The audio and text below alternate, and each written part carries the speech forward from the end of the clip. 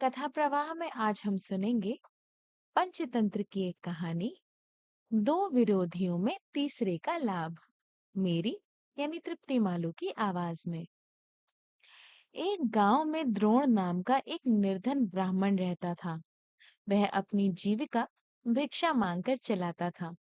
सर्दी गर्मी से बचने के लिए उसके पास पर्याप्त वस्त्र भी नहीं थे। एक बार किसी यजमान ने दया करके उसे एक बैलों की जोड़ी दे दी थी। ब्राह्मण ने उनका पालन पोषण बहुत यत्न से किया था। बैल बहुत स्वस्थ हो गए थे। एक चोर की नजर ब्राह्मण के बैलों पर थी। वह रात को एक रस्सी लेकर ब्राह्मण के घर की ओर चल दिया। रास्ते में उसे एक आदमी दिखाई दिया, जिसके दांत नुकीले, ऊंची नाक, लाल अंगारों सी आंखें, हड्डियों के ढांचे जैसा शरीर और सिर पर आग के रंग के लाल बाल थे। उसे देखकर चोर मन ही मन डरता हुआ बोला, आप कौन है? उस आदमी ने बताया, मैं ब्रह्म राक्षस हूँ। मेरा नाम सत्यवचन है। बाद में उसने चोर का परिचय पूछा। चोर ने अपना परिचय देकर बताया, मैं ब्राह्मण के बैल चुराने जा रहा हूँ।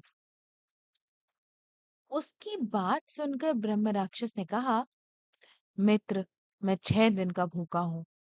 मैं दिन के छठे प्रहर में ही भोजन करता हूँ। मेरे भोजन का समय हो चुका है। अतः चलो, आज मैं उसी ब्राह्मण से अपनी भूख मिटाऊंगा। यह तो बहुत ही अच्छा हुआ कि हमारी एक दूसरे से मुलाकात हो गई। हम दोनों एक ही मंजिल की ओर जा रहे हैं। राक्षस के मन की बात जानकर चोर बोला, महाशय, आपका यह कार्य उचित नहीं है। जब मैं बैलों को चुराकर चला जाऊं, तब आप उस ब्राह्मण को खा लीजिएगा। बैलों के चिल्लाने से ब्राह्मण जाग गया तो मेरा वहां जाना व्यर्थ हो जाएगा। राक्षस ने कुपित होकर कहा। तो चोर बोला, पर यदि ब्राह्मण को खाते समय कोई बाधा पड़ गई तो मैं बैल नहीं चुरा पाऊंगा। इसलिए पहले मैं बैलों को चुरा कर ले जाता हूँ, तब आप ब्राह्मण को खा लीजिएगा।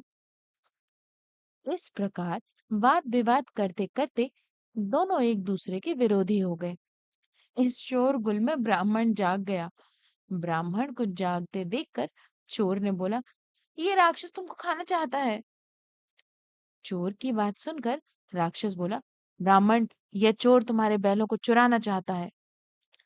उन दोनों की बातें सुनकर ब्राह्मण उठकर खड़ा हो गया और अपने इष्ट देवता का स्मरण और मंत्र जाप करने लगा।